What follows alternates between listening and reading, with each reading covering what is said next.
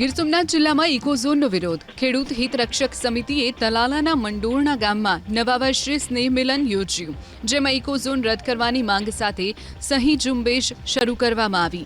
એટલું જ નહીં, ઇકોઝોનના વિરોધમાં ખેડૂતો સરકારને ઈમેલ પણ કરશે. ગીર સોમનાથ, અમરેલી અને જૂનાગઢમાં લાંબા સમયથી ઇકોઝોનનો વિરોધ થઈ રહ્યો છે.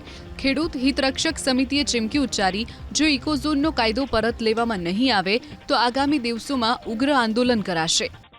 આજે બેસતા વર્ષના દિવસે ગીર સોમનાથ જિલ્લાના તાલાળા તાલુકાના ગામડાઓમાં ગીર ખેડૂત હિતરક્ષક સમિતિ ગીર સોમનાથ દ્વારા વાંધા અરજીઓ તથા મેલ કરવાનો કાર્યક્રમ રાખેલ છે.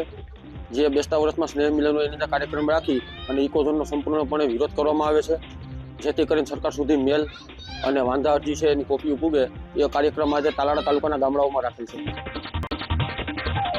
ગીર સોમનાથ જિલ્લામાં ઇકોઝોનનો વિરોધ. ખેડૂત હિત રક્ષક સમિતિએ તલાલાના મંડોરણા ગામમાં નવા વર્ષે સ્નેહ મિલન યોજ્યું, જેમાં ઇકોઝોન રદ કરવાની માંગ સાથે સહી ઝુંબેશ શરૂ કરવામાં આવી.